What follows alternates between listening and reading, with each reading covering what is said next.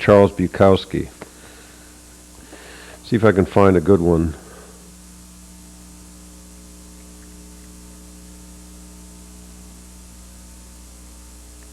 Here's one. Never read it before. Oh, yes. There are worse things than being alone, but it often takes decades to realize this. And most often when you do, it's too late. And there's nothing worse than too late. Yeah, there's worse things than being alone. That's like being with someone you can't stand. You know, there could be worse things than living in an art colony. You know what Henry Miller said,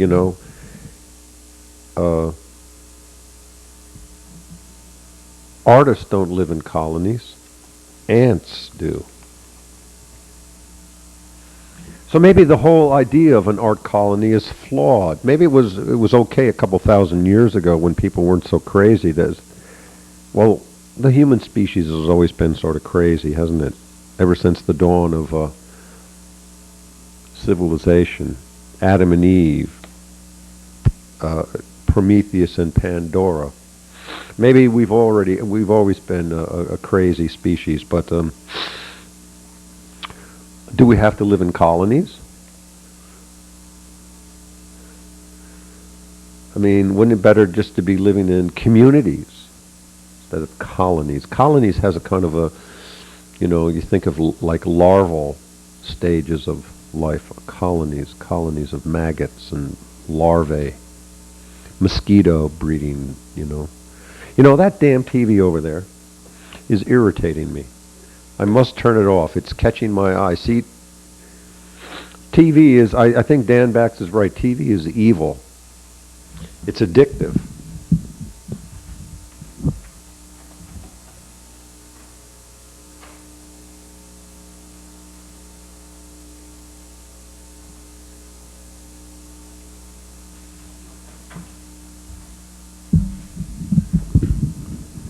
You know what I did? I switched to channel 3, my favorite channel, at least when I'm on it.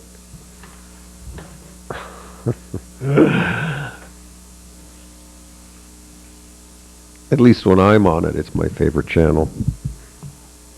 Oh, I have a few other favorites.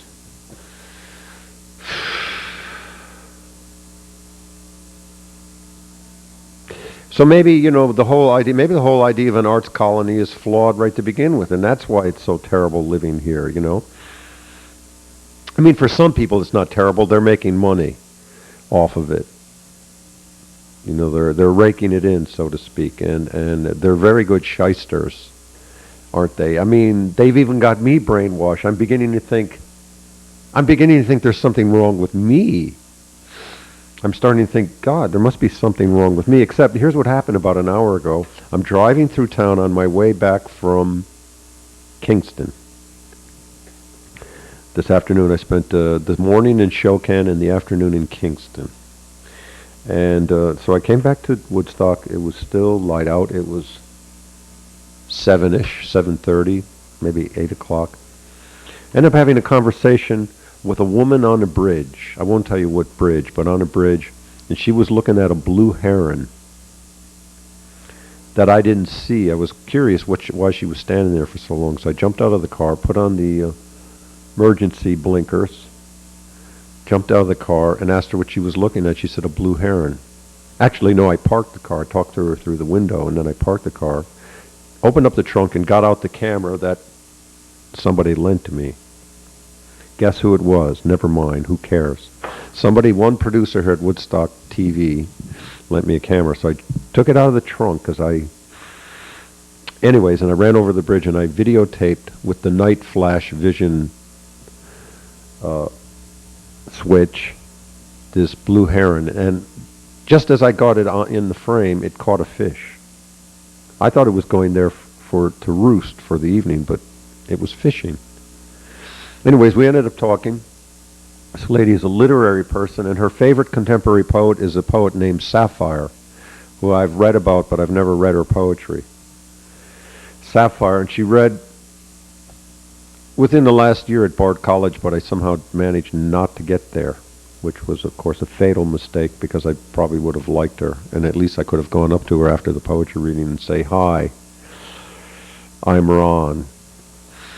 Or I used to be Ron. That's right, I used to be Ron. Who knows? It's always nice to meet a new inspiration, isn't it?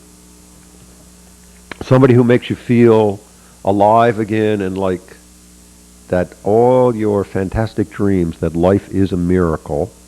Sounds like a cliche, but it is. I mean, if a blue heron can catch a fish in Woodstock and eat it and gobble it right up and swallow it down that little thin throat, that little esophagus, and if all the leaves on all the trees, and each one looked at individually, if they're all miracles, and if life itself is a miracle, no wonder we had religions before we had silly technology and science, and before we all became brainwashed robots, before we all went to school and genuflected in church and prayed to a God that was unreachable.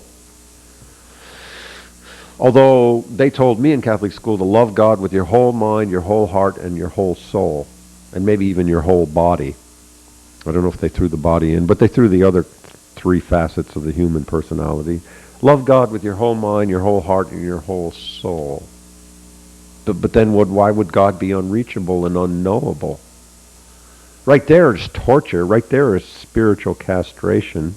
Then I asked the nun, "Can my dog go to heaven when he dies?" I know this is a cliche. All children ask that if they're Catholic. Can my cat go to heaven? Can my parakeet go to heaven? No, it can't. It doesn't have a soul.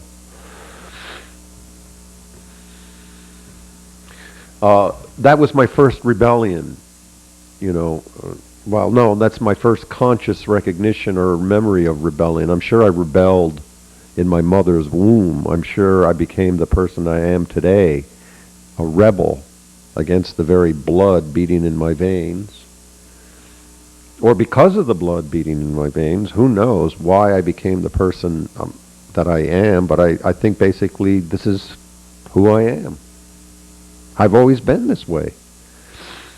It's just I keep reading more books.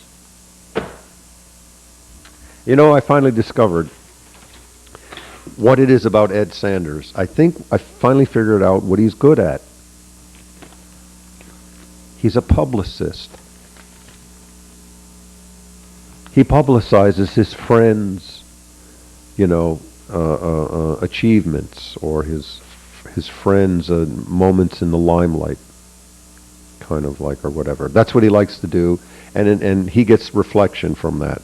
He gets some reflected glory, whether it's Pete Seeger or Allen Ginsberg or now Gregory Corso, And he's a publicist. He's a very good publicist, and it's an exciting job being but look at all the people on TV who are publicists. Even the people on Entertainment Tonight or Hollywood Access, they're publicists, basically.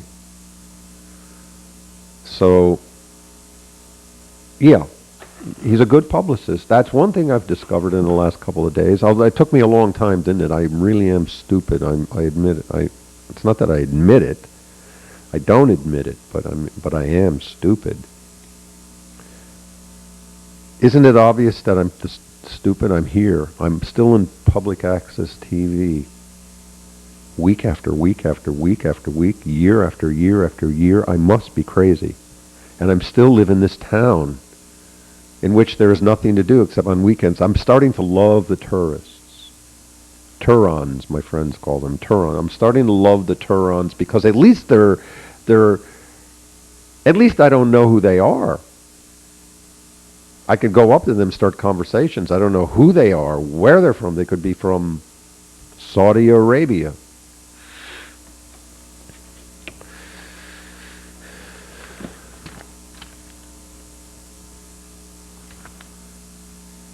Ellen Lover drug overdose shocker.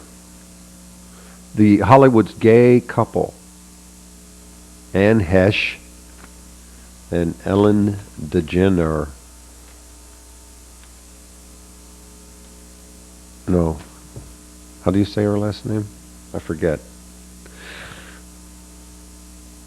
Can you believe it? Liz Hurley's got cellulite. You know, I've thought about these this couple, you know, Ellen and Anne. Now, Anne is she's the femme side of the relationship, at least on the surface. Yes, strange goings on. Well, I had a reason. Did I have a reason for bringing this in tonight?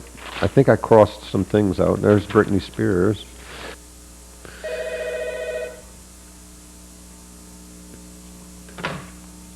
Yeah. Hello? No need for apologies.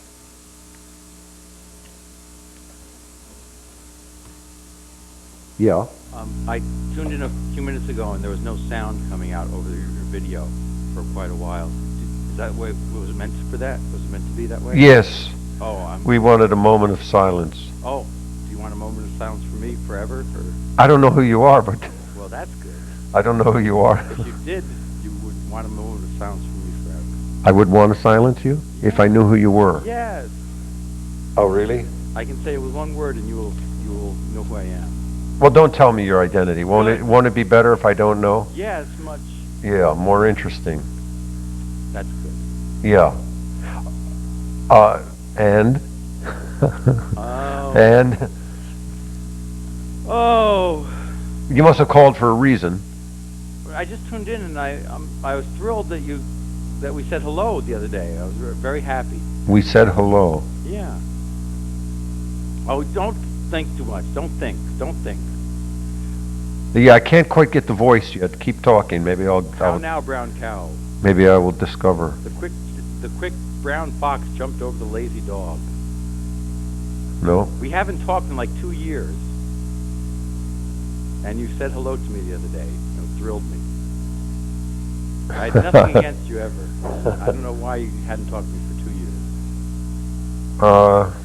It's still not coming. You want me to say the word and you will know who I am? No. I'd much rather be baffled. Oh. I love the feeling of being baffled. At least it's interesting. In high school, the quote, if you can't dazzle them with brilliance, baffle them with BS. That was one of the mottos people used to say a lot. Right. Baffle them with bullshit. Bullshit. Bolshevik. Bolshevik, yeah. Yeah. So I haven't spoken to you for 2 years. Does that mean you didn't speak to me for 2 years? I used to, at the beginning of the dearth of talk, I used to say hello, but you didn't reply. Maybe I thought you hated me. I don't. Maybe you thought I hated... Hate, don't say that word. Hate is only against something which you investigate. Dislike is a much better word. Hate, Tony Randall had this tirade on Letterman about dislike words, and hate should be only against something evil. Evil. And evil does not exist in my lexicon. It doesn't? No. Only ignorance of a better way to play is substituted for evil. Ignorance of a better way to play. Yes. There is wickedness, perhaps there is bad. Oh, I guess you don't know anything about Mengelé's long hypodermic needles, then. Oh, my father escaped Poland in 1938. Uh-huh. Got out just in time. Yes, he did. Is your father Jewish? We are Ashkenazi Jews. What kind? Ashkenazi. What's that? You don't know. They're Sephardic, Galatiana, Ashkenazi. Those are the three major sects of Judaism. Jewish. Oh. European Jewry. Oh. Yeah. Those are the three major... You don't know? Those are the three major sects of Judaism, as far as I know. Sephardim are the Spanish Jews. Galatiana are, I believe, Hungarian, more or less, and Ashkenazi Jews are the Eastern European Jews. Ashkenazi were shat upon by the rest of the Jewish world. We were the ignoramuses of the Jewish people. In the book, which was very controversial and very put down, the Ashkenazi and the Oriental peoples were at the very top of the intelligence pile. Oh. Huh. That's interesting. Yeah. This conversation, I don't know, it's not going... I'm tooting my own horn. No, it's all right. I'm on a very manic... Oh, good. Spree. Or you mean at the moment you're manic? Very much so. Very manic. Why are you manic tonight? Because I'm manic. You don't know why. My bad brain chemicals. See, I think there's nothing wrong with manic depression. Myself, some of the It doesn't make me. It doesn't pay. It pays the rent. for some people they make. SSI. Come on, a lot of Robin Williams Yeah. is a millionaire because of his manic depression. Yeah, but he doesn't. It's in control, I guess. I don't think he's in control. I saw him on Charlie Rose last week. He doesn't look like he's any more controlled than he was ever. Well, I guess maybe. He's like one of those fires in Montana. His manic is more charming than my depression, I guess. My depression. No, your depression's much more charming than Robin Williams' Well, mania. My depression is indoors and just. His watching mania TV. depresses me. I love depressed people. I identify with them. They're my people. There was just like That's my race. Depressed people, especially if they're thinkers. there was this play that I don't know where, I don't know, it was off I don't know, it was this play produced somewhere, and a song from it was, when I get depressed I buy shoes, when I get depressed I buy shoes, over and over. It's pretty interesting. I don't know, if somebody could find it, it would be pretty cool. Have you looked at your hands lately? No. Look at your hand. Yeah. Look at your hand, right? I am. Look at the knuckles and the fingernails and the skin, the veins, and Yeah. I mean, we got 5 fingers. Yeah. And I think spruce trees have 5 limbs coming out. At each interval there will be 5 new limbs and then 5 new ones. I used to live up in Newfoundland, and I remember cutting down trees for our wood stove, and I used to look at them, and just like a starfish. I think a starfish also has 5 radiating arms. Mm-hmm. So we have 5 fingers. Starfish has 5 arms. A spruce tree. I mean, these are all very different species. A spruce tree has 5 radiating branches. What does that mean? What the hell does that mean? Isn't it a miracle? Maybe I'm a starfish in a tree. Oh, it's giving you a headache. I don't know. Well, come on, look. The main thing is. By the way, how's your sex drive these days? These years, the last couple of years, still good? Well, when you said 5 fingers, I was thinking about Rose. Have you heard, Rosie Palm and her 5 sisters? Uh-oh. And her 4. Yeah, 5 sisters. Rosie Palm and her. Okay, I get it. I never heard the joke though. Master Blaster Bader Club, that stuff. Oh, are you telling us something now? Yeah. Oh my God! No wonder you're depressed or manic. I don't know. There's lots of women. Yeah, but they're so hard to line up with. I don't know. It seems to me I make it hard. I guess I don't know. It's been like 4 years since I've had a girlfriend. I have a best friend that's a woman, but we're no longer intimate after we were 10 years ago. Right. 10 years and about 150 pounds on her part to go. Wait a minute. 10 years and what? 150 pounds on her part. She's about twice the weight she used to be. And this is your main friend? We're like brother and sister now, but. Oh. Huh. For a moment there, I thought I knew who you were, but I still don't. You probably do. I can say one word and you will know. No, we don't want to give it away so word. easily. No, let's not make it easy on anybody. No, we don't want to do that. Besides, we're talking personal things now, so don't reveal your identity. This is a call-in. This is not a call-in show. Anyway, sex. Yeah, well, sex.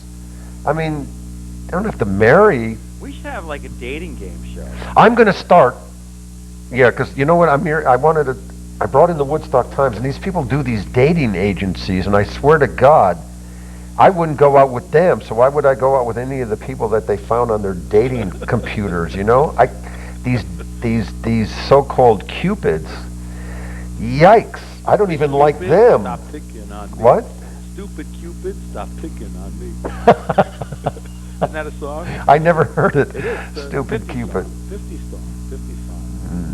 Leslie Gore or something. Or she was probably 60s, but Hey, there's nothing. I just read that Charles Bukowski poem. I don't know if you were here then, but. no, I just tuned in right before it called. Oh, yes, Well, here. I'm kind of getting tired a little bit, so should I read one of my Frank Zappa? Oh, if I Yeah, did read a that, Frank Zappa thing. If I did that, you might know who I am too. I've done it before. I think you saw me doing it. I'll Nope, do it. never saw you It before. sounds like 5 minutes long. It's 1 minute. It's like 1 minute exactly. Ready? All right. It's about TV advertising. You'll know it. I am gross and perverted. I'm obsessed and deranged. I have existed for years, yet very little has changed.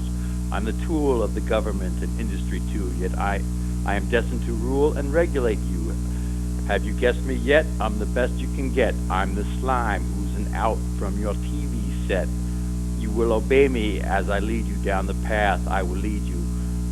Don't run for help. No one will heed you. Your mind is totally controlled. I can't do it over the phone. Well, whatever. I got. Well, that's good. Mr. Zappa. Yes. Oh, it's Dweezil's birthday today. He's 31 years old. Who? Dweezil. Who's? You don't know who Dweezil is? No. It's his son, Dweezil Zappa. Oh, there's a lot of pop stars. I don't know anything about them. He's 31. His children are. I know 3 of his sons.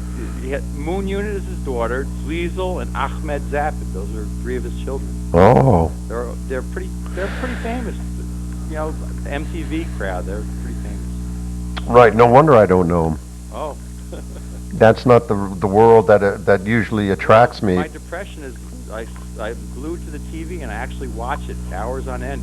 Oh, really? The $11.97 special. You get like 15, 20 channels for $11.97. You do the basic, just broadcast basic. TV is a drug. Yeah. There's no doubt about it. Yeah. Oh, and now I'm on web TV. I love it and I hate it. What is web TV? It's internet access through your computer.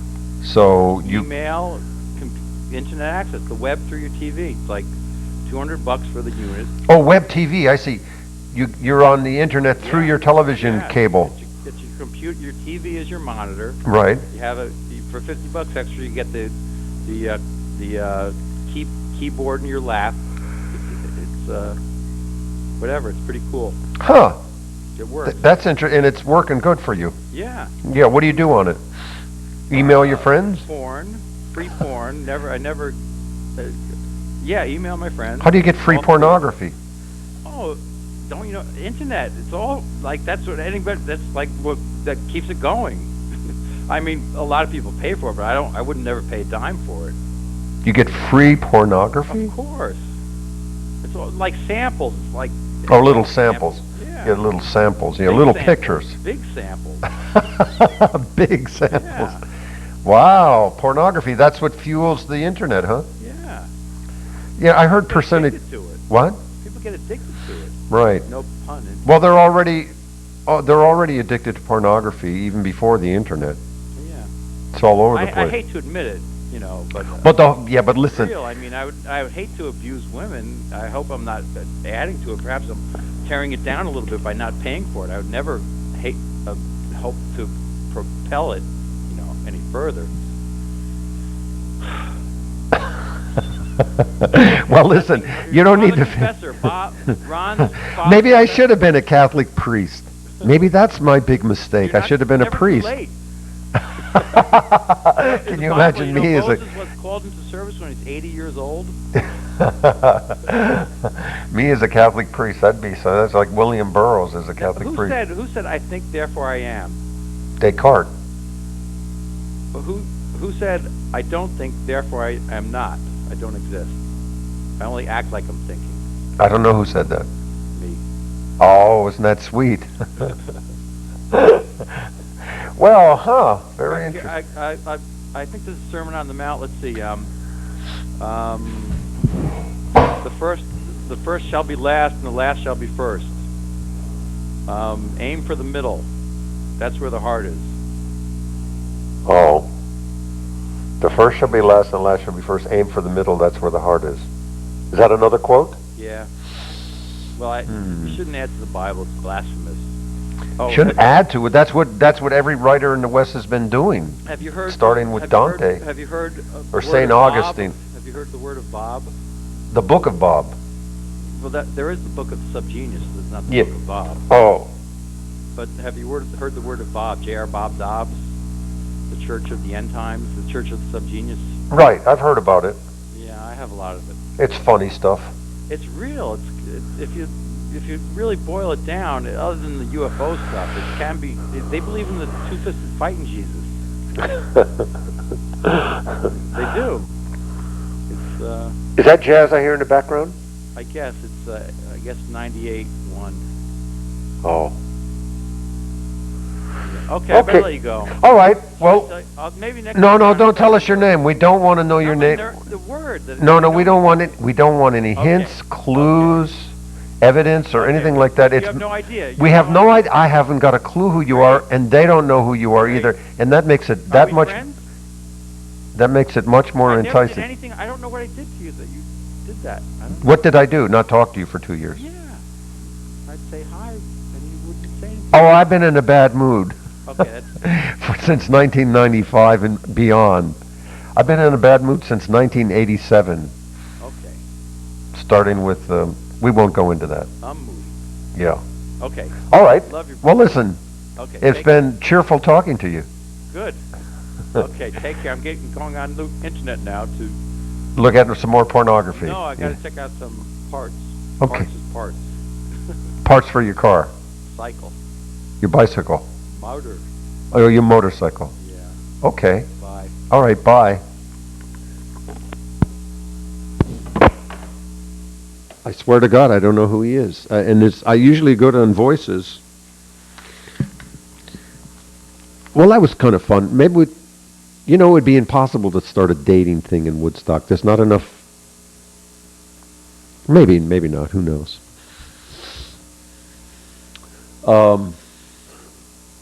I'd have to break it up into categories, though. Sort of like, what are you really interested in? A spiritual companion or sexual adventure? Number 1 and 2.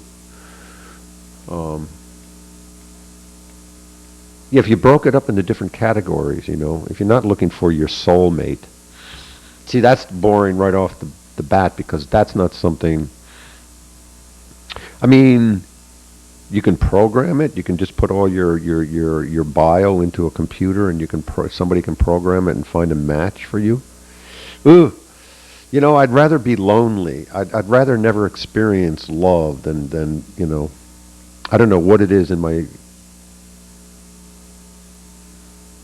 On the other hand, just fooling around, sure, why not? Going out for a drink and going to bed with somebody, if you find them attractive, that'd be worth it right there, I suppose. Up until a point then when you realize that just fooling around was more painful than staying home and reading Charles Bukowski. I don't know. These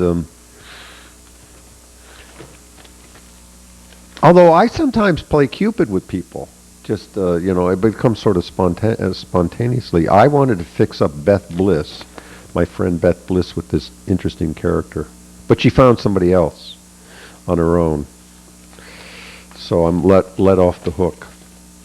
And I'm still trying to find somebody for Vicky, my pineapple lady friend. I'm trying to find someone for Vicky, and Vicky's hard to find someone for. You know what? She's very hard to find someone for. But when I find somebody, I'm going to let her know right away. What was it about? Here, just see the Forever Stock, Elf Ever Stock. I didn't go to it. I didn't want to go to it. And at the last moment when I got back, maybe I should show you the videotape that I took at Hunter Mountain of the Japanese drums. I got all that down. I don't know. And I saw the powwow, and I saw this lady, Joanne Shenandoah. And I liked her. I liked what she said. And her music was nice. A little too pretty and beautiful and sweet for me, really. But I liked what she said. Let's read. She weaves you into a trance with her beautiful Iroquois chants and wraps her voice around you like a warm blanket on a cool winter's night. A cool winter's night? Wouldn't it be a cool autumn night? Aren't winter nights more than cool? Anyways, that's Robbie Robertson talking about Joanne Shenandoah, the Native American songstress who's twice been named Best Female Artist at the Native American Music Awards. The daughter of an Onondaga chief and jazz guitarist and a clan mother, Shenandoah is a Wolf Clan member of the Oneida Nation Iroquois Confederacy. After spending 14 years as a computer programmer and consultant of all things, she reconnected with her roots and her childhood love of music in an artistic reawakening that seems to be taking her all the way to the top.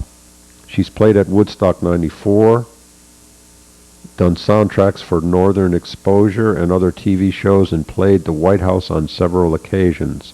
Blessed with a silken voice and parents who encourage her to study voice, flute, clarinet, piano, guitar, and cello, Shenandoah is an ambassador from a culture older and arguably, hands down, wiser than many. Her latest release, Peacemaker's Journey, is a collection of original compositions that retell in the Iroquois language the famed legend of the peacemaker who came to bring peace to all of the Iroquois nations. The prophecy, quote, the prophecy of the Haudenosaunee, Iroquois peoples, says that one day everyone will hear about this great message of peace, writes Shenandoah in her liner notes, calling the album a response to all of the violence, war, and pressure placed on the children of the 20th century.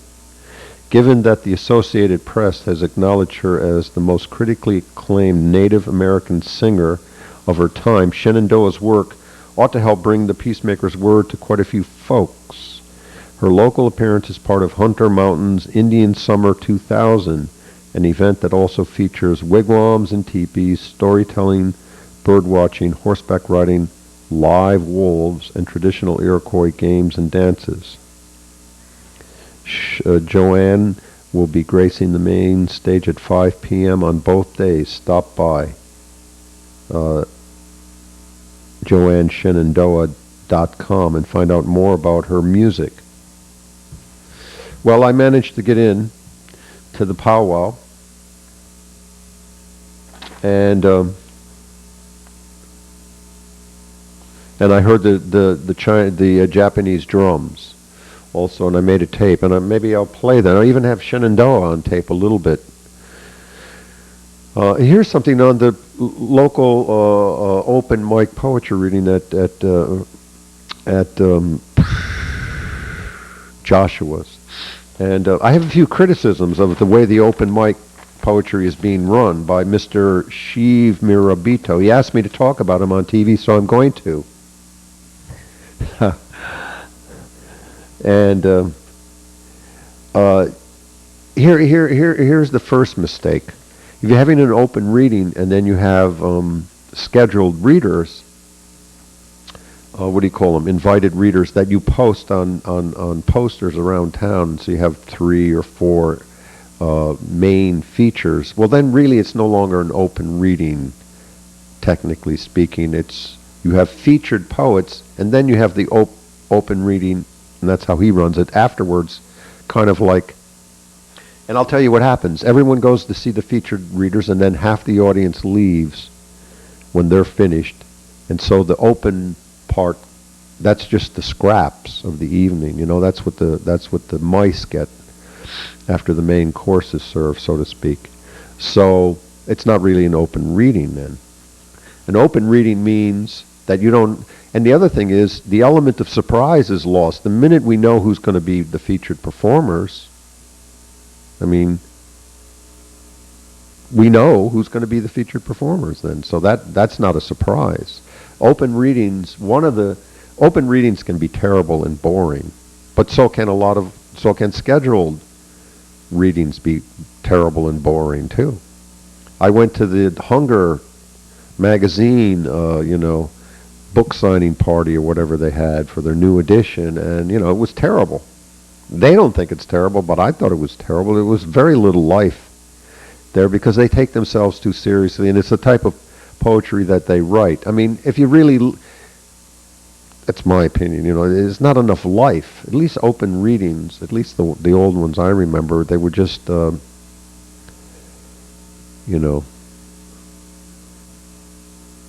mean, they were dangerous, but at least they were alive. It's like going to a demolition derby. Anyway, so here's what I would do. I would have featured readers too, and I would announce them ahead of time. Better yet, not announce them. Announce them just at the last minute, Of course, the featured poets, they all have egos, and they want to see their name in the paper. So-and-so's going to read this Thursday night or this Saturday night at Joshua's or at the library, whatever. They want to see their names in print. Everyone has an ego. So the artist has an ego too, unfortunately. And so we want to see our names in the paper. Anyways, at the so-called open reading, what you could do is you could put on a couple of the people that sign up on the open sheet, which is always there on the table before the reading starts, and you could have people sign little pieces of paper. You could fold them up and put them in a basket, and then before the reading starts, you could pick 2 or 3 of these so-called open mic poets before you had your features, and then between each feature have a couple of, not have them go on too long. Say they only get 2 minutes, or a minute even would be better. A minute and a half, say a minute and a half. A minute and a half is a long time. Watch. Here's a whole minute. Starting now, I won't say a word. Go.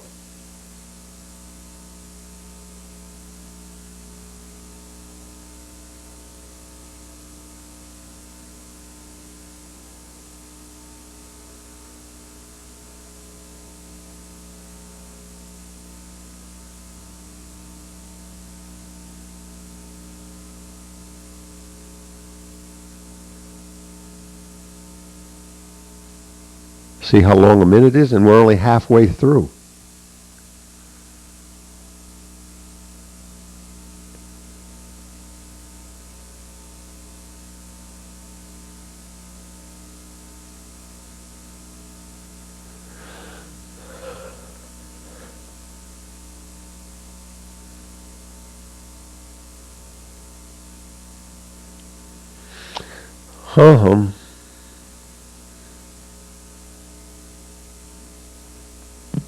Ta-da. That's a minute. Now that's a long time. Do you see how long it is? If you can't grab the audience in a minute, you don't deserve any more time. And people get up there and they want to stay up for 15 minutes. Can you imagine 15 minutes? No wonder people get bored. And I don't mean just at open mic.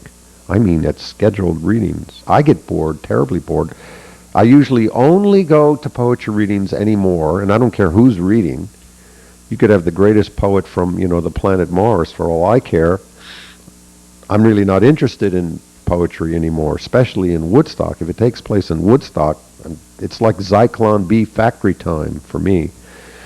But I go to them out of a dim nostalgia, hoping, either to get laid by some beautiful, monster from the ocean, or maybe to hear something actually kind of, new and original, interesting, something. But that doesn't happen very often. And you don't get laid very much at poetry readings. I mean, afterwards.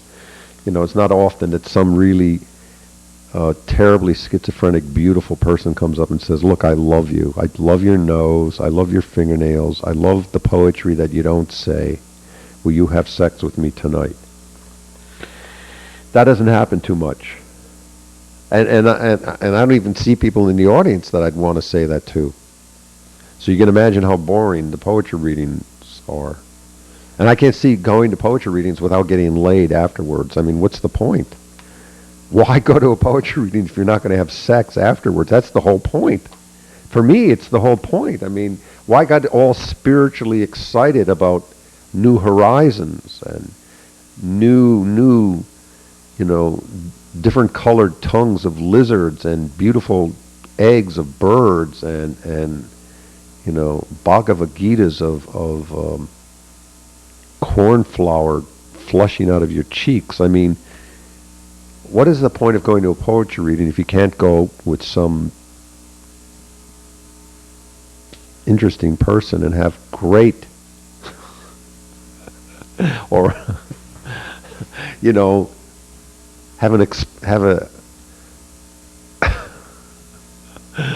have nightmare sex? In fact, I don't see any reason for art unless it leads to sex.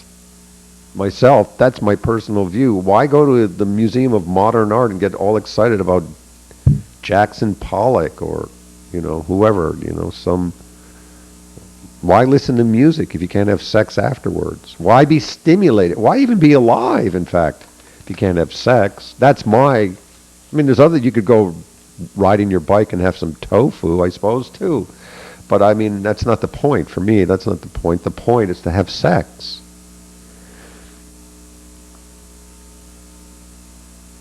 Sex is the whole adventure. That's why this tribe in South America, they hallucinate when they're having sex. That's the kind of school of poetry that I come from. In fact, if I can keep myself inspired, which is very difficult to do living in Woodstock, I plan to write a little essay called Woodstock's Greatest Living Poets. And it won't be any of the people that you see featured at these readings. It won't be any of them except maybe Andy Clausen. I was very impressed with him last week. At least he's alive. At least he tells the truth.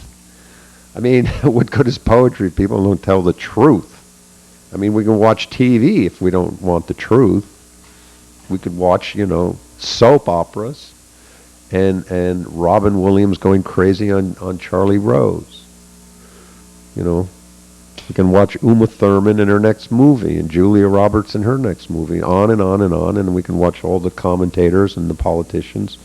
If you don't like the truth, then you can watch TV, but you go to a poetry reading at least to get some truth. Truth. Yikes, human truth. It's such a rare thing, isn't it? Truth. And we don't mean hearing Ed Sanders go on about politics. Anyone can do that for you. We got a lot of brilliant social, political critics like Noam Chomsky and Ralph Nader and Joe Covell. We don't need Ed Sanders to do that for us. We've already got people a lot smarter than he is. Or let's say a lot more disciplined. No, what we expect from a poet, an artist, is truth. In any form whatsoever. It doesn't matter. It could be fun truth, it could be happy truth, it could be depressing truth, it could be horrible truth, it could be nightmare truth, it can be, truth. Truth. And if you're telling the truth about Chekhov, the truth has to come through you. You can't just say, dead people are not going to talk about Chekhov. You have to be at least alive. Yeah. No. Okay. Anyways, truth. It's like. Do you mean reality or actuality when you say truth? In other words, it's like happy truth. It's like you have to present the truth. The person, the poet that originally stated the poem. What do you mean by truth? Because everybody has a different interpretations of what truth means. It's like the Supreme Court judge who said, look, I don't know what pornography is, but I know what it is when I see it. Exactly. I don't know how to define truth for you. I think Nathaniel Hawthorne said, I'm certain of nothing but the honesty of truth and the holiness of the heart's affections. That's one person's. Repeat that again? I'm certain of nothing but the honesty of truth and the holiness of the heart's affections. Wow. I think it was Hawthorne. Let's see. Beauty is truth and truth is beauty. That's all you know on earth and all you need to know. John Keats. Let's see a few more that come to mind. I was just reading a book, my sister lent it to me, called Time, Memory, and Love. And it's about genetic engineering at the first part of the century using fruit flies. Okay. And I enjoyed it more than if I'd picked up a book by Jack Kerouac. It was scientists, see, and whatever I didn't finish the book because I only had a couple hours to kind of like skim through the whole damn thing. So I read 2 or 3 chapters and I skimmed through it a little bit. But I got right into the story, and what struck me was their search for truth. Whether they find it or not is immaterial. They were searching for truth, and they were like young poets,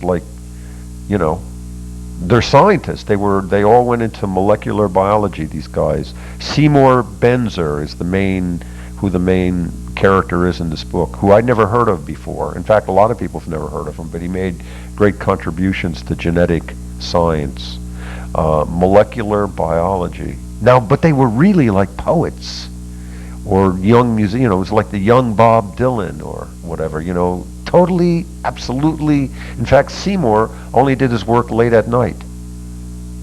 He went to work at 11 o'clock at night in his laboratory. So much quieter. What? So much quieter. Yeah, so, the truth, if it's an Eskimo person or it could be some secretary at the White House, it doesn't really matter who it is. And it doesn't matter if it's a human being or not, because that blue heron that we were watching under the bridge tonight, that lady that I just met, there was an instant of blue heron truth. Wow, that must have been something. Yeah, and then, how it affects you, that becomes another amplification of the truth. So when you ask me what is the truth, Perception of actuality, whether through your spirit or the perceptions of your eyes, and how your soul interprets it. yeah. Something like that? For me, being human, I guess I am human, being human, the truth means something that pulsates. It has to pulsate, and the first time when you say pulsate, then the next word you say is passion for me. So pulsation, passion, then some words, maybe, or some bodily movement, or some light coming out of your face. That to me is the truth.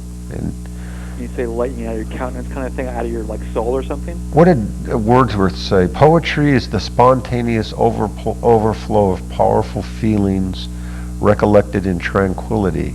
I always like that definition. There's probably thousands of definitions of poetry. Isn't everything poetic? See, a couple of months ago I was thinking, wait a minute, we don't need words for poetry. All these damn newspapers, we don't need them. Just look at the trees, the wind, your toenails.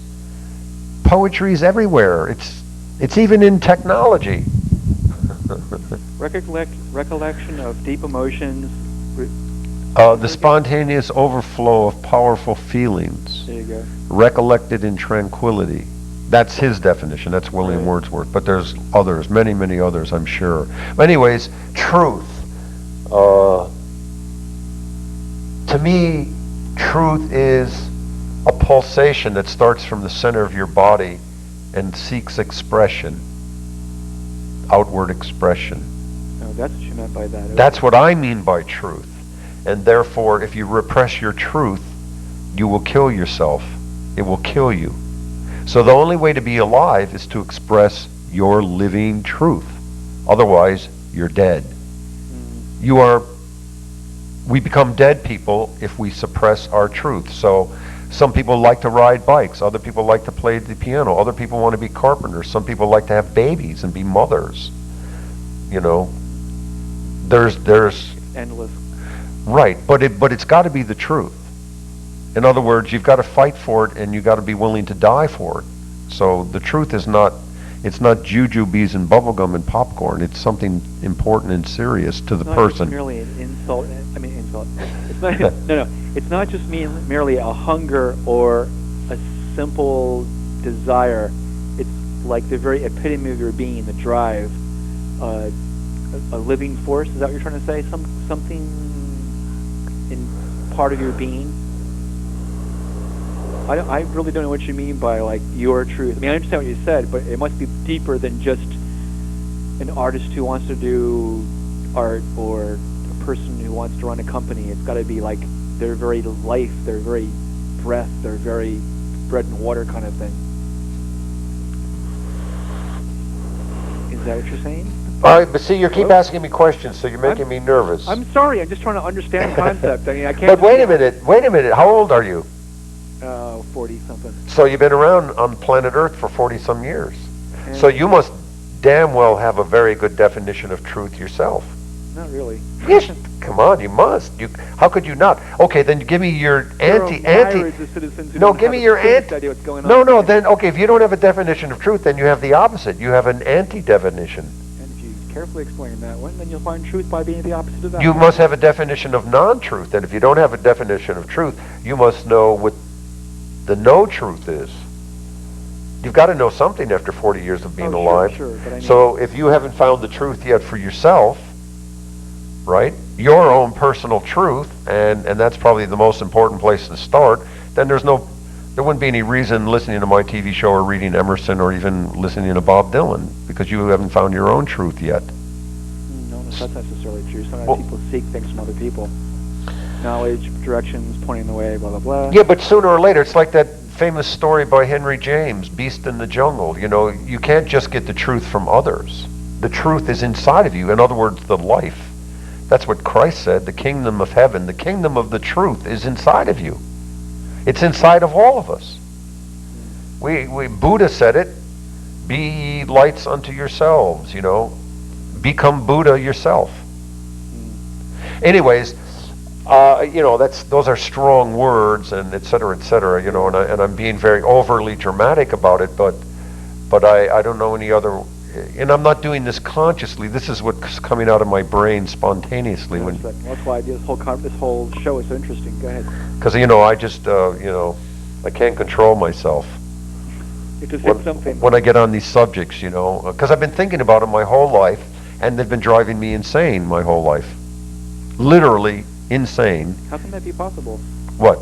Driving you insane because you have thoughts that go around in your mind? Well, because when I was in high school, no, before I was in high school, people used to tell me, you think too much. Then I was in high school chemistry class, and there was a sign over the blackboard, and it said, think. And I said, well, who's right? You know, the chemistry teacher or all the people that said, Ron, you think too much. And you know what? I haven't stopped thinking. Yeah, what's thinking too much anyways? I never considered that one out. Well, if you think too much, you will end up like me. I know about that. I know about Einstein, I know about all these other great people. Well, They thought. I think thinkers move our existence.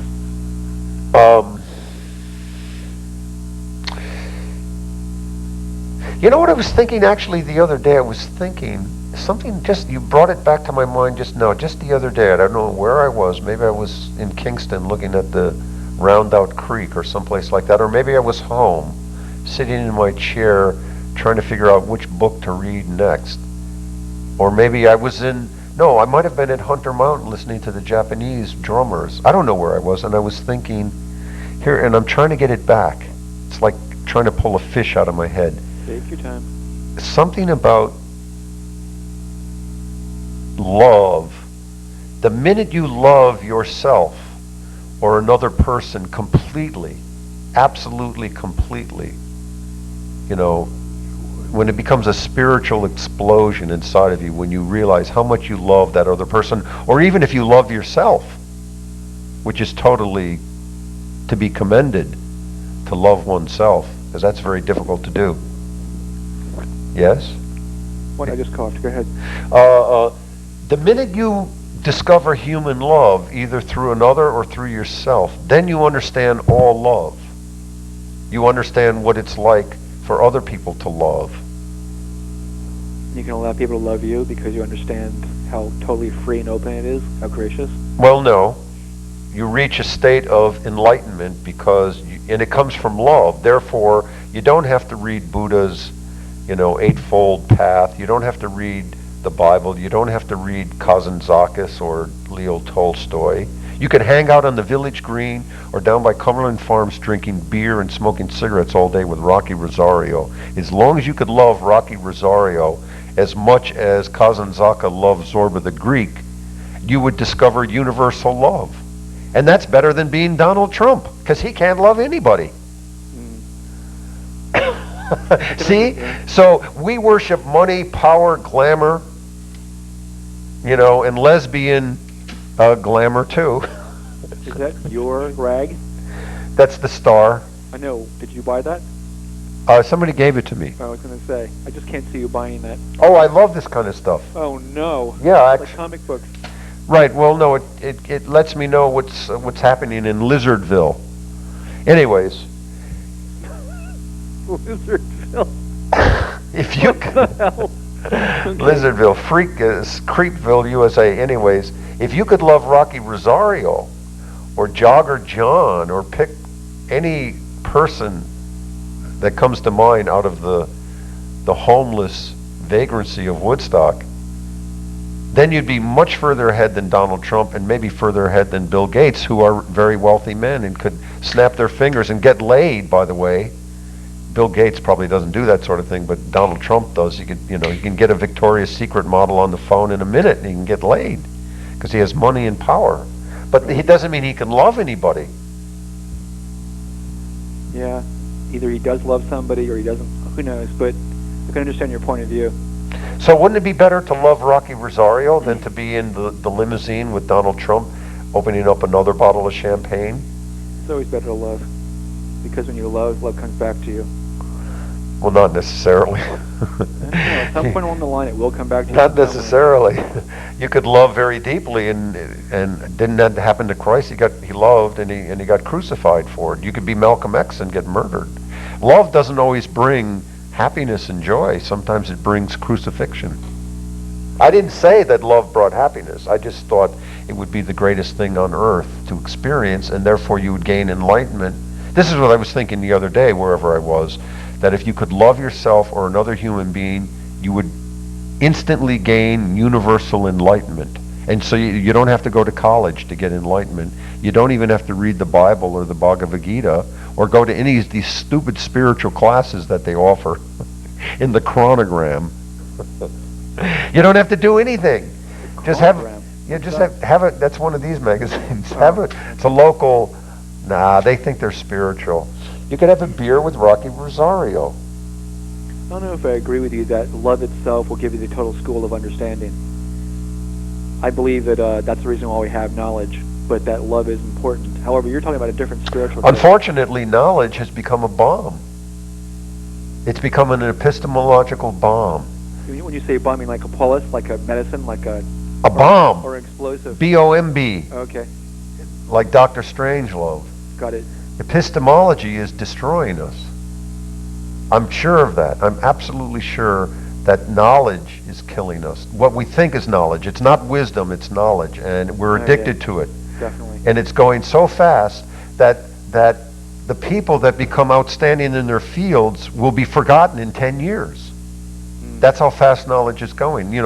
Supersedes, yeah. It used to be that we remembered the great thinkers in certain fields, like Galileo. He was famous for 500 years. Now, knowledge is going so fast that if you're an undergraduate, by the time you get your PhD, you won't even remember the people that you honored when you were a freshman. That's how fast it's going. That's how insane it is. And it's not related to truth. It's not related to living experience. It's related to computers or something. And it's so insane. It's such a nightmare that I can't even talk about it without getting a brain fever on public access. So I'm going to say goodnight. Okay, good night. Good night. Yeah, I'd better not think about epistemology because my brain will just turn into mush. It's already mush. It'll turn into something else. It'll turn into epoxy or something like that. So I don't want to go there. Let's read some Charles Bukowski to make us feel better. To make ourselves feel better. Why did he call? I was talking about something. I wonder why he called. There was a reason. Here's something. I never read it before, so I'll read it. I really like Charles Bukowski. I think he's very funny. If nothing else, he's very funny. I don't know if he's a great poet. There's moments when he seems great.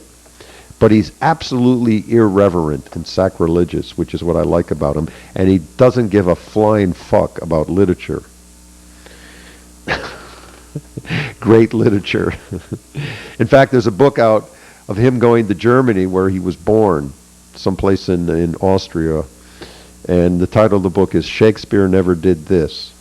And I like his irreverence, and he's not unintelligent. And he's not unread. He's a man who's read. So here we go. Sardines and striped dresses. All right, they're playing Beethoven again. When I was sleeping on that park bench in Texas, they were playing Beethoven. When it rained last Sunday and the pier fell into the water, they were playing Beethoven. I walked on that pier 55 years ago, and now it's down in the ocean, like Atlantis. But things break and vanish. That's not news. Got a letter today from Louise. She says she's leaving the French Quarter and moving in with her sister in a small town 45 minutes out of New Orleans. People are getting tired. People are falling down and getting back up. And they are playing Beethoven as the bums stop me outside the post office. Good morning, sir. Have you got $1? The old aerial circus is falling from the sky. Dogs and cats look at me oddly. The Klan appears, vanishes. Hitler sniffles underground between palm tree roots. This cheap cigar I'm smoking, it says Cuba, it says Havana, smuggled all this way to gag me as they are playing Beethoven. As Beethoven plays, William Saroyan is dead, Celine is dead, but Fonte won't die. Legs chopped off and blind in his narrow grave, he won't die. 3 years laying flat like that in the hospital. What is he thinking? There's a lot. I've never read this before, and there's a lot in there, so my mind is popping questions as I'm reading. I want to go quick like a seedless olive into the mouth of a fool.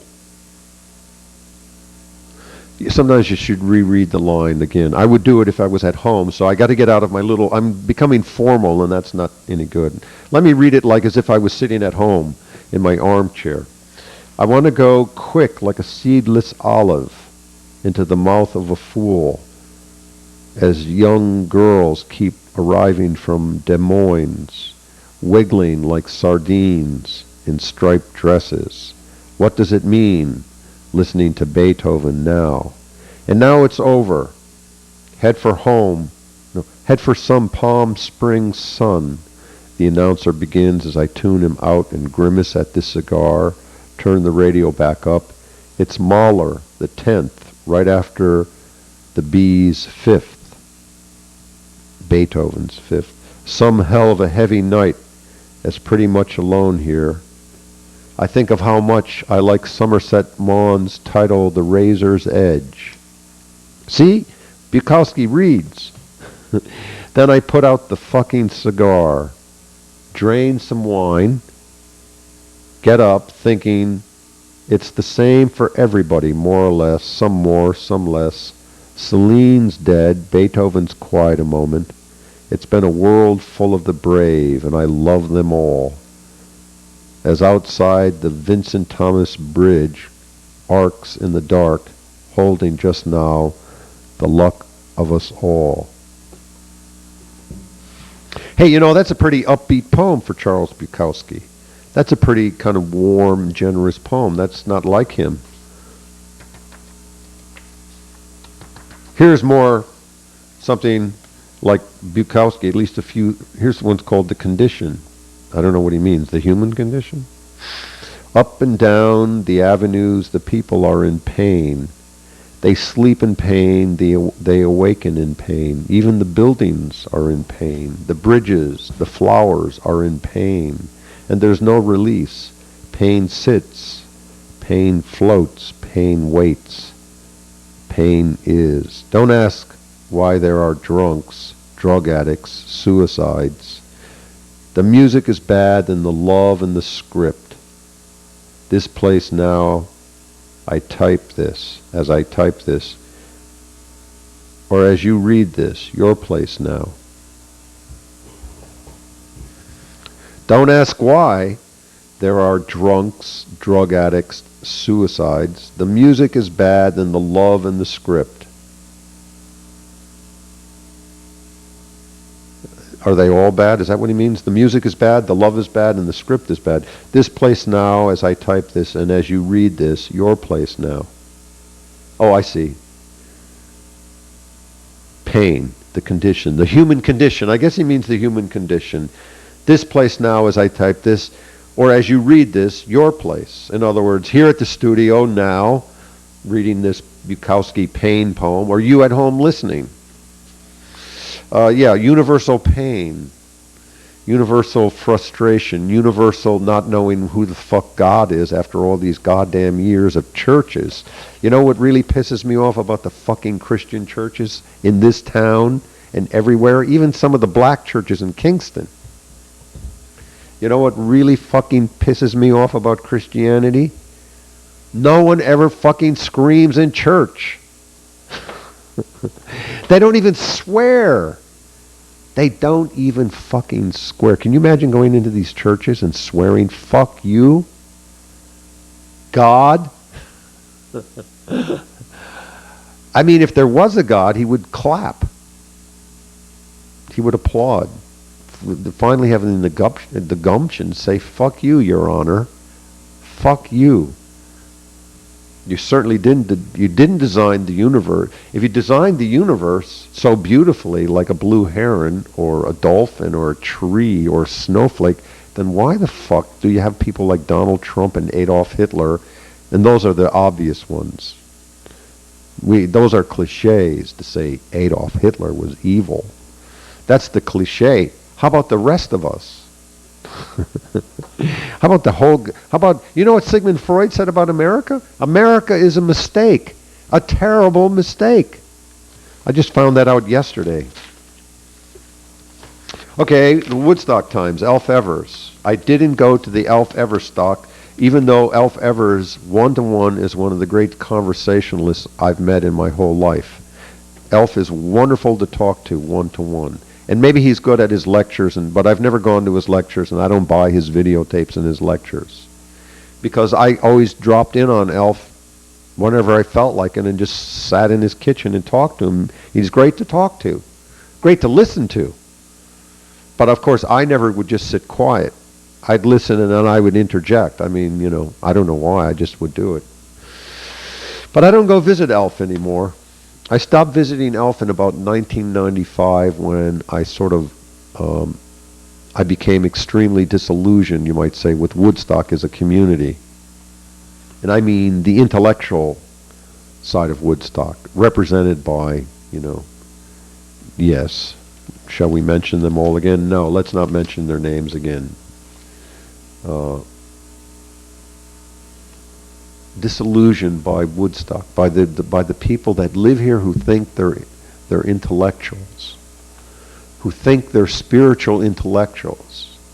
I don't want to mention their names again because I've mentioned them time and time again on public access, and I'm bored with it all. So I don't even visit Alf Evers anymore. And here's what Alf told me the last time I talked to him. I wanted to find out if there was any schizophrenics that he knew, that he wrote about in his books. People with split personalities. And the only thing he could come up with was something about Lord Cornwall, I think that was his name, who lived in Greenwich Village at the time, 18th century perhaps, 17th century.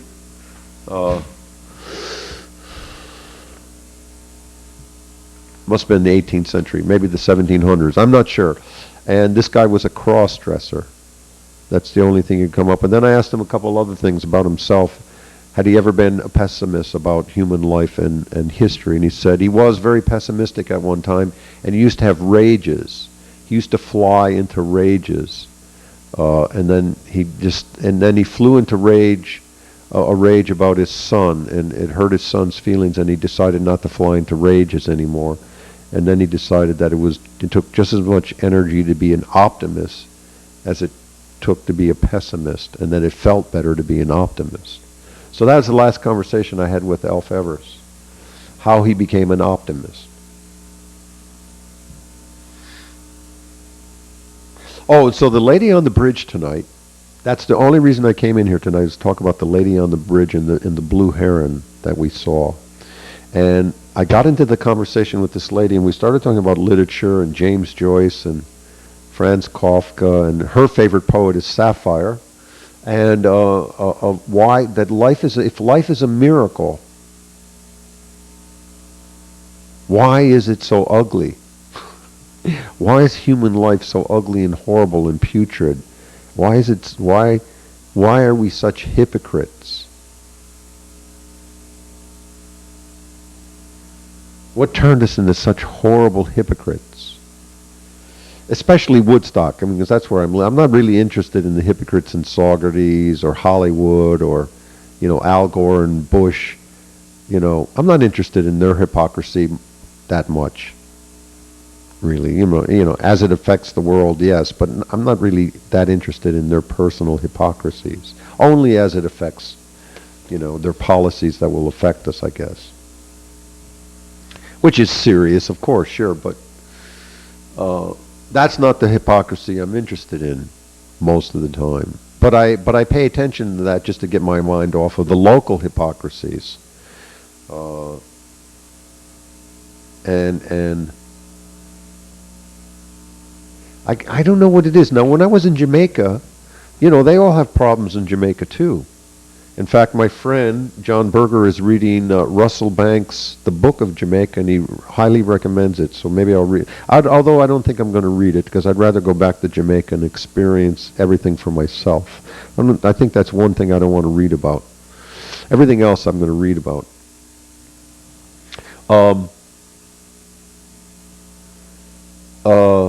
The people in Jamaica, the Jamaican people are different than we are. And of course I perceive them differently too, because I'm in a different mood when I'm there. And they're black, they're all black. Mixed with, different. I met a Scottish Jamaican woman at Macy's in White Plains. They're not like us. And I imagine, I haven't traveled through the Caribbean. I've been to Puerto Rico. I haven't been to Haiti or Trinidad. I'd like to go to all those islands. I like black people. I like black people more than I like white people. I got to tell you the truth. I am very disillusioned with the white race. I wanted to be an Indian when I was a kid, a Native American, people say now, but I wanted to be an Indian. I wanted to run away. That's who I am. I wanted to run away and live with the Indians. I could never find any. So I ended up going to college. It was a big mistake, I can tell you. And the next big mistake was moving to Woodstock, but I'm stuck. I'm stuck here. I can't really leave. I could leave, I suppose, if I could only pack everything up, but I can't seem to pack up all my books and videotapes and manuscripts, and I can't even find them. They're all over the place. I can't leave Woodstock. I'm trapped. I'm trapped here. And it's bad because there's not enough black people for me. There's certainly not enough beautiful black women for me. I mean, I like black women. I'm more attracted to black women than I am to white women. Sexually speaking, and even spiritually speaking, I'm more attracted to them. I'm attracted to them because they are the other, so to speak. They're I mean, they're on another planet than we are. Can you imagine being black and a woman? How rejected? I mean, black men are totally rejected.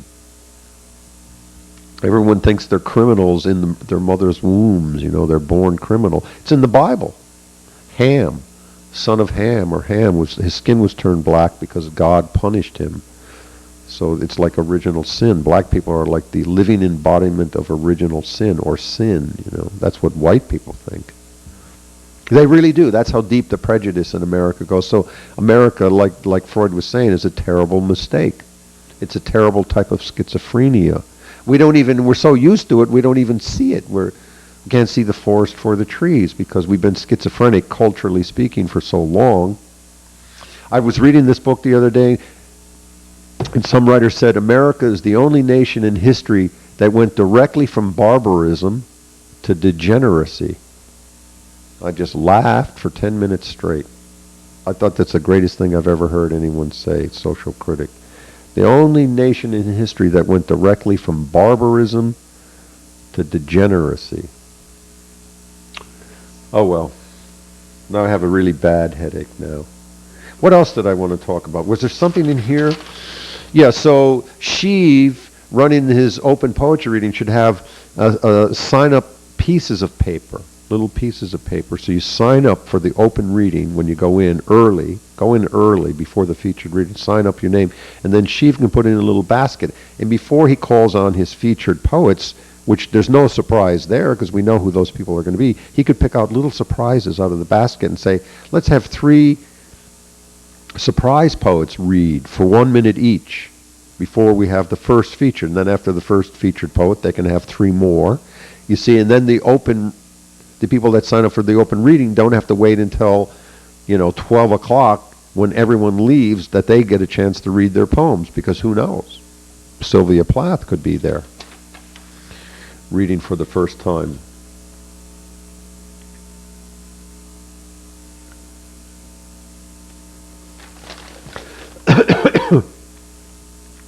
Now, here's the hypocrisy of Woodstock. It's Perry Teasdale again on the Como property swimming pool. Woodstockers had their say this week on recent proposals to build a town swimming pool at the Como property near the town offices.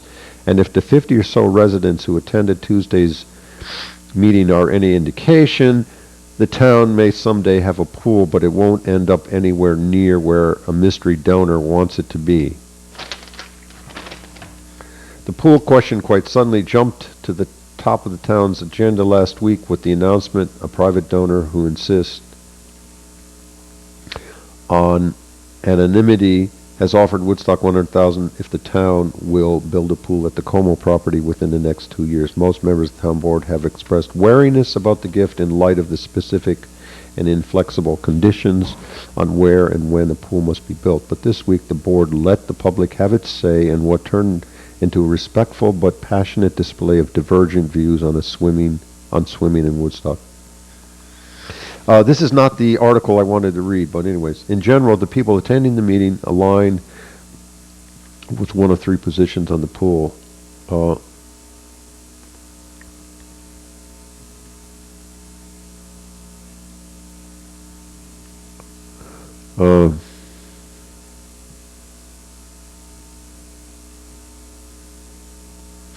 This is not the one. It was in someplace else. Maybe it wasn't in the Woodstock Times. Maybe it was in the Journal. Or maybe it was in last week's Woodstock Times. The Perry Teasdale. I wanted to show up a little discrepancy when Perry Teasdale brought up the whole subject of principles.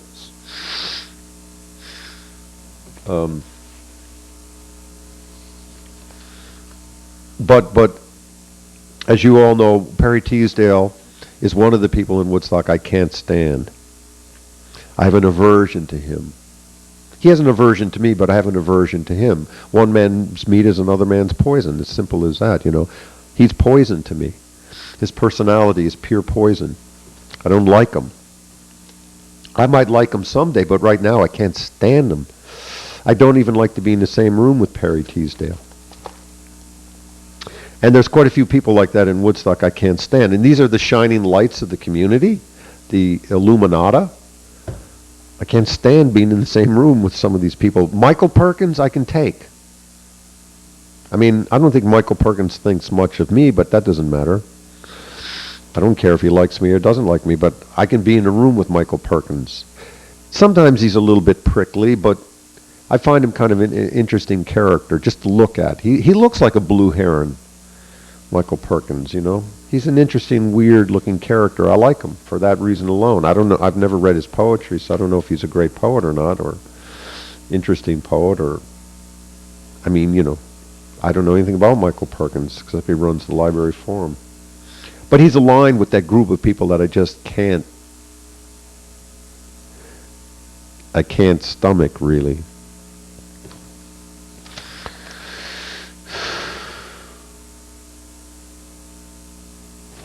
What else? Roberts pleads guilty. Roberts plead, both the Woodstock Times and the Daily Freeman, Roberts pleads guilty to murdering his parents. He gets 25 years.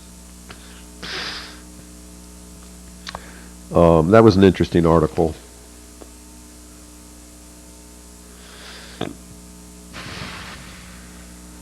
But that's not what I was going to talk about. I forget. I brought in something specifically, but I don't know where it is, and I have a headache. It's 11 o'clock. It's too bad, isn't it? That's the way it goes. I can't talk about it. I have a headache, and I can't remember.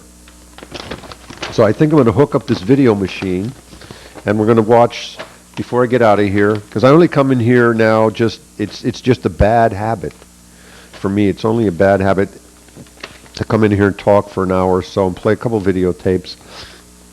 And my whole philosophy in a nutshell is this, is that life is a miracle. An ant, a caterpillar, the sun, the wind, the trees. I'm a nature mystic type person.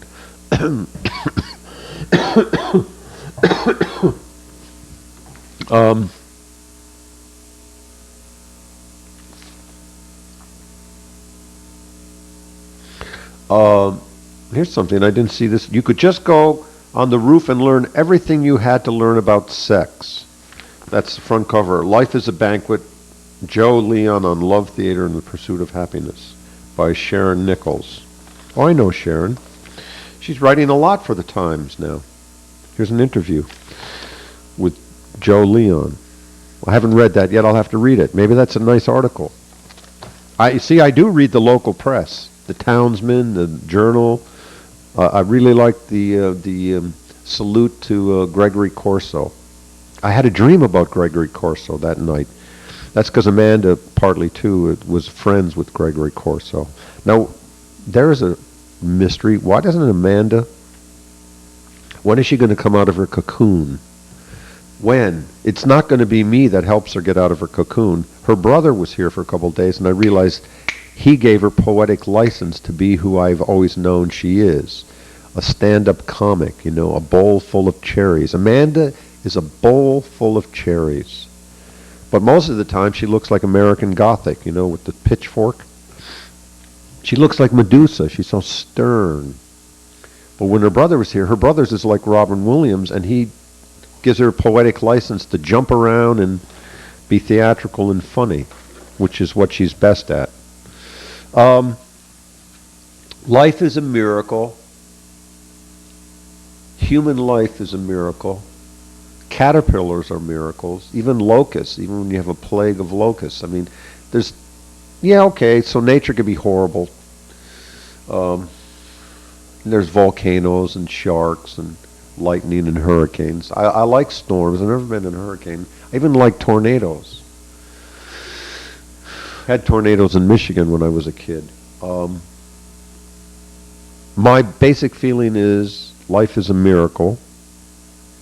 And the universe must be a very big miracle. If life is a miracle, if cells, how long has life been evolving on planet Earth? How many billions of years that life has evolved? From paramecium up to the great whales and blue herons? Yeah, life is a miracle. Why is civilization a curse? Why is it a curse? I mean, it's not just the town board that's the curse and unacknowledged donors. Public access is a curse too. And I don't mean when things are going good, I don't mean when things are going bad at public access and people are arguing and fighting. I don't mean that. I mean even when it's going good, it's a curse. Public access is a curse. I don't mean it should be outlawed. No, I'm not saying that. I'm saying it's a curse. So, in other words, cameras, TVs, it's an addiction. It's an addiction for me. I've been trying to give it up. I've been trying to go cold turkey. But look what happened to Adam Roberts. He tried to go cold turkey too. What happened? He killed his parents and burnt them to a crisp. So maybe I should stay on public access, lest I murder myself and a couple other people. Who could it be? Certainly not my enemies. Why, my enemies have given me so much in the last 10 years. Look what they've given me. Look at they've made me scream on public access TV. They've given me something to live for, in an odd kind of way, in a very odd, strange way. Because, Woodstock, to me, to you, it's an art colony in a cute little boutique town where you can go to the heaven and have, my sister goes everywhere because she's very wealthy compared to me. Bob Whitcomb and Roz Balkan are very wealthy. They might as well be Donald Trump as far as I'm concerned. They can go anywhere they want to go. They can have dinner anywhere they want to. Not that I would go with them, but I wouldn't. So to them, Woodstock just looks like a bowl of cherries to them. You can, if their car breaks down, they take it to the garage and get it fixed. No big deal. But even if I had money, I'm not sure that I would like Woodstock. I'm sure that I think that no matter where I am, I see the horror.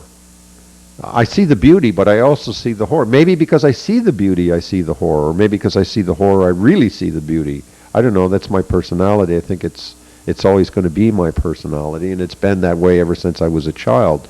When I used to have a paper route, I used to deliver the Detroit News. I had a paper route in high school. And I used to get up early in the morning, especially Sunday morning, and I loved it. Everyone was asleep, and I could deliver the paper to their front doors, and I knew they were all sleeping. I think that's how I became a poet, from delivering the Detroit News.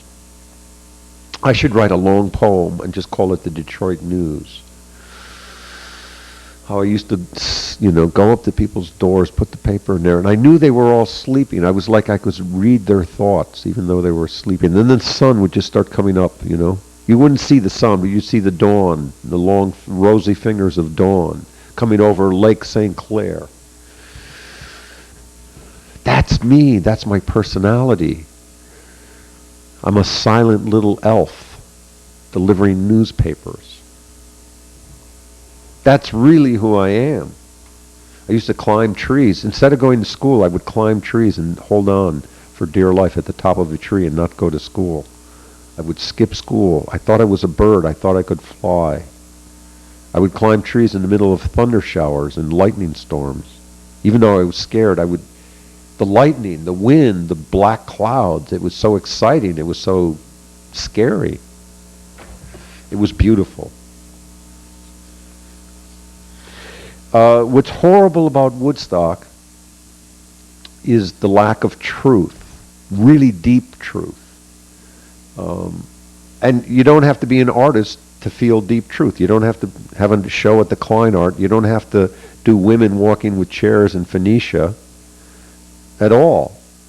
You don't have to have your own TV show. You don't have to be a poet. You could be Rocky Rosario having a beer at Cumberland Farms in a paper bag, smoking a cigar. You could be Charlie driving back and forth between Bearsville and Woodstock on his funny little bike with his cane and his kind of buck teeth. You could be Charlie. Or who knows, maybe you could be Dan or Paul Waberlowski walking around Woodstock always angry, kicking stones all day long, kicking cans and stones. Paul is probably closer to the truth than half the artists in Woodstock. He probably is. He probably is closer. He probably knows more truth than the chief of police, all the judges and lawyers, and all the poets. He's actually quite a smart guy, Paul. And I can't see any reason to live without having sex myself. I mean, some people choose celibacy, some people choose dildos, some people choose, their own form of sexual expression. I can't see any reason. I think I have a very, very strong sexuality, and I think that's why some people don't like me. I think I exude some sort of psychic sexuality. I think even when I'm depressed and can't move, can't chew my food, can't sneeze, can't even breathe, can't even scratch my poison ivy, etc., etc. I think it's my psychic sexuality that offends people like Perry Teasdale, because to me Perry Teasdale is a sexual eunuch or something. He's like a piece of sushi on a platter. He disgusts me. He scares me. I don't know, what did he do with his sexuality? But mine, you see, is alive and well. Although it might be deranged, I might be a lizard from outer space. But at least I have sexuality, as a poet. Why do you think the other poets wanted to kill me? Not the women, of course, the other men. Because I'm a vampire from outer space, yes. Hello? You're disgusting. Thank you very much. $6. Okay. You're disgusting. Well, I want to be disgusting. It's like Fear and Loathing in Las Vegas. I want to be disgusting. What better, when you think of raw emotion, what better emotion than disgust? What better emotion than, what was I thinking of? I disconnected the phone there because it's not that I like prank phone calls, But if you can't keep up with me, then so you fall behind. As long as the call keeps up with me. But if it breaks my stride, then, I have to sort of discount it.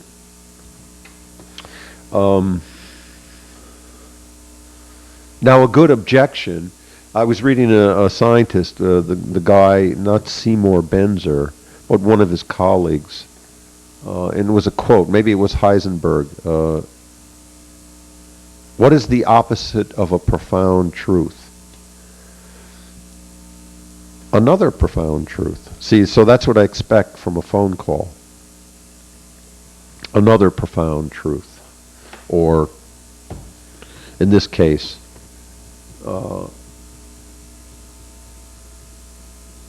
this person wasn't congratulating me on my disgusting conversation. He was condemning me, see?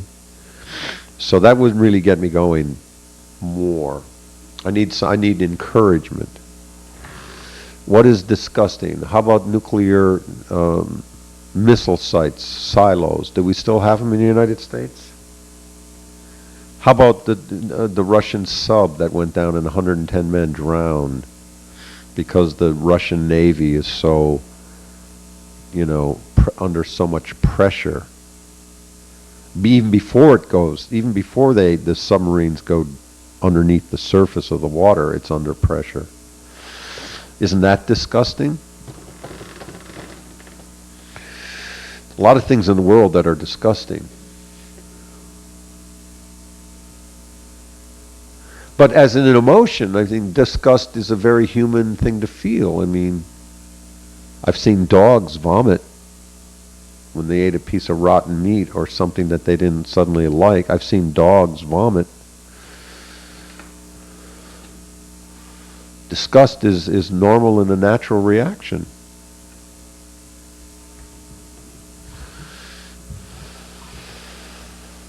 And I think artists should strive to disgust their audiences from time to time, It can't be all feathers and honey. Sometimes we want to elicit disgust from the audience's visceral, sensitivities. Okay, where was I? Did I get off the track? Yeah.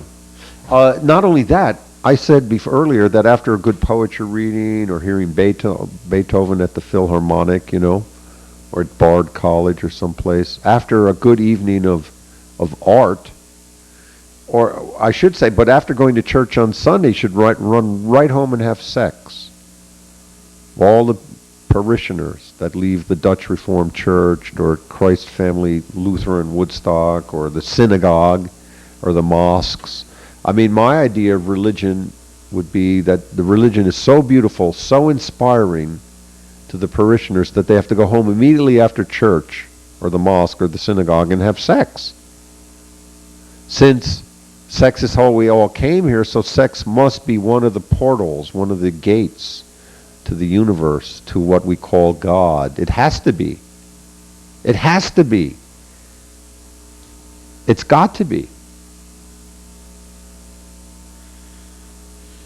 Sex has got to be right up there with God. And yet, since we've commercialized God, of course we've commercialized sex. I mean, there's no surprise in seeing that American culture is basically pornographic. You know, everything we do is pornographic.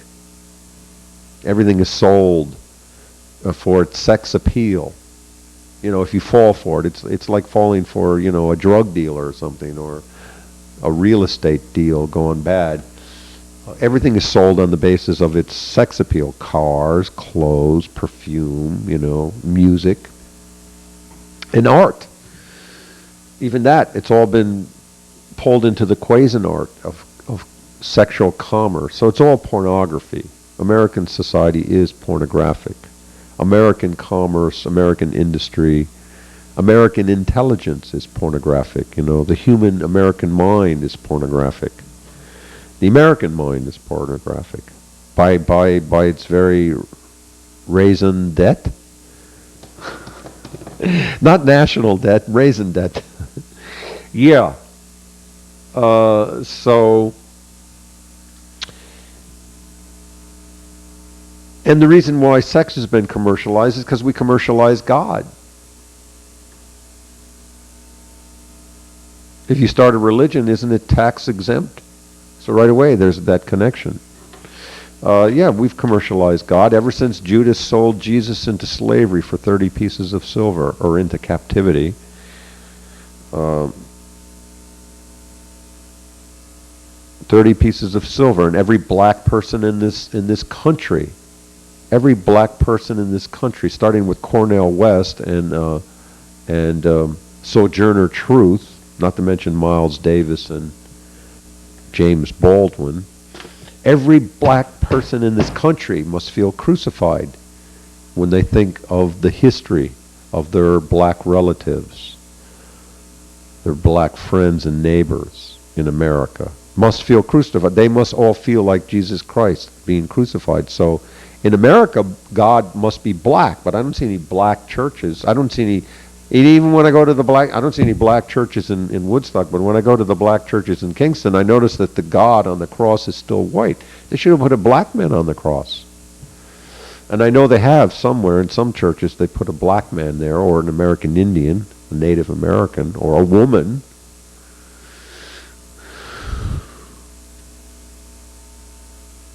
Yes, we crucify. America crucifies its people. George Bush is a big crucifier of people and souls, you know. Al Gore, he looks crucified, Al Gore.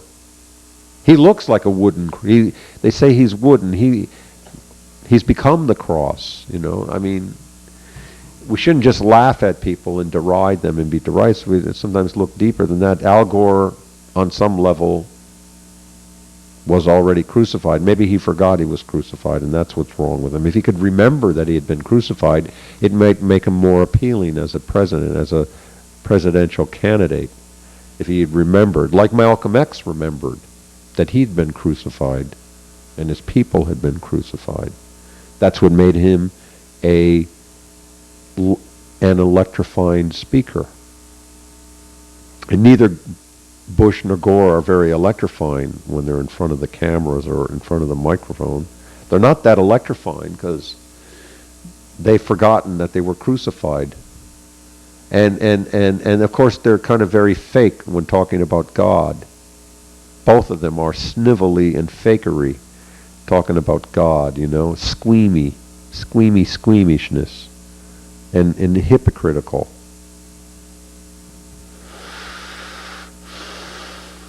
To really talk about God, you have to go with Dante down into the inferno. You have to go right through hell, and sometimes more than once.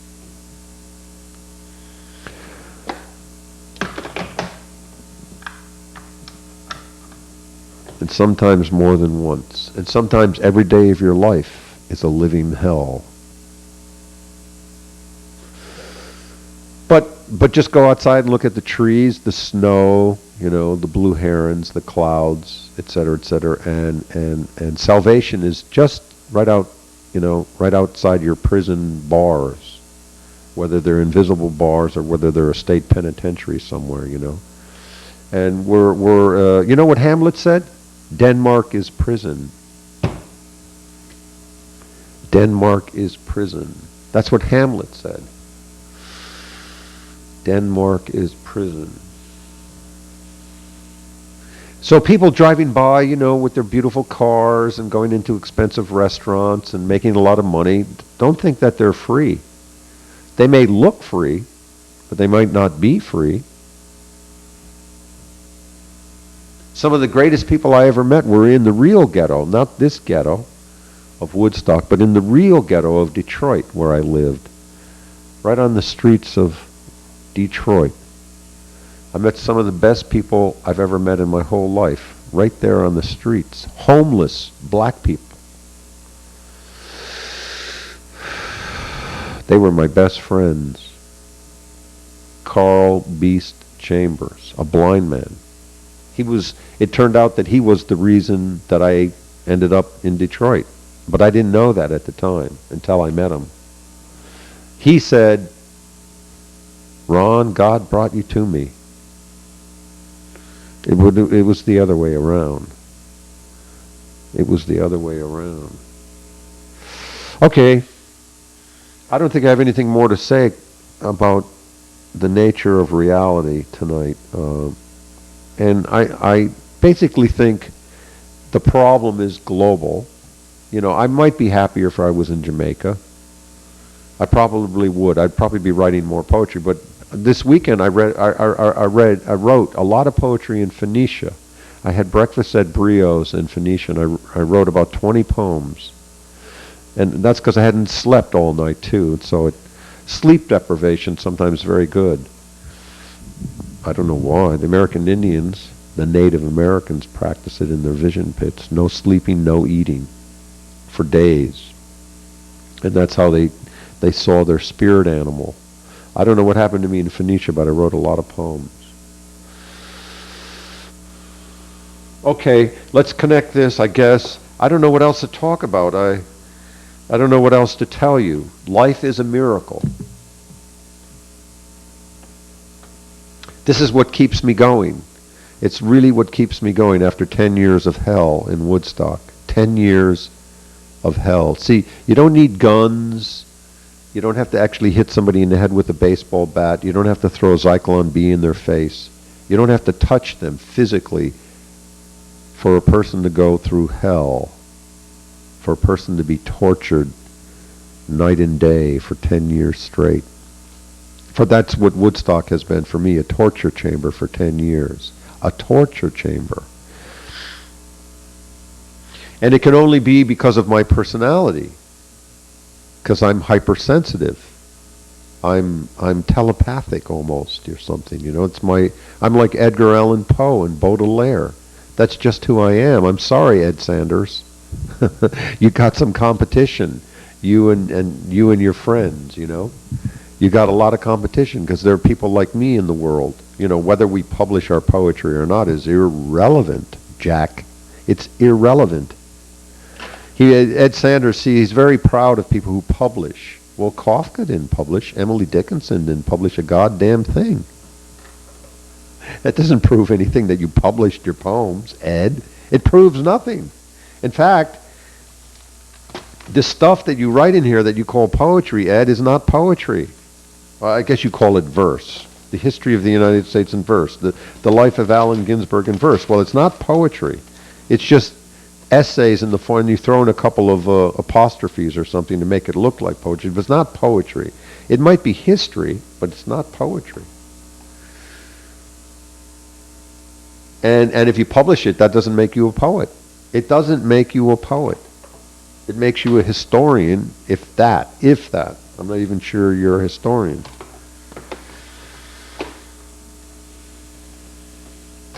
Why, now that I'm on the subject of in fact, at the Hunger reading at Joshua's, this sculptor that I like, in fact, some of his sculpture is around town. He is a poet with metal and a blowtorch. And he likes non-verbal poetry. And I think that his non-verbal poetry is more powerful than a lot of written poetry that I see. So he's more of a poet than these other people over here who call themselves poets. And he's still an artist. I mean, there's people that swear. I think Amanda Montgomery is probably one of the great poets of the world. She just doesn't write it down. She doesn't write. And she's a great poet. And I'll tell you another one. Bob Johnson is one of my favorite poets. And I'll tell you another one, too. Amy Philippek. Amy Philippek, a former client of Amanda Montgomery's. She is one of my favorite poets in the Hudson Valley. She has never, as far as I know, ever written anything. So much for those who write and claim to be writers. I mean, if they're going to have presidential debates between Gore and Bush, as they've been having them over the last few years, elections, why not have debates in Woodstock? I mean, you don't have to make them formal. They don't have to be held at the Como property. I mean, we have political debates all the time. That's what Bob Kazan is doing. He's debating the issues. That's what democracy is.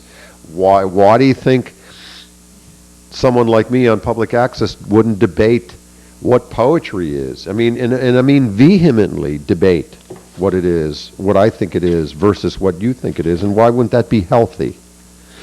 And sometimes even screaming.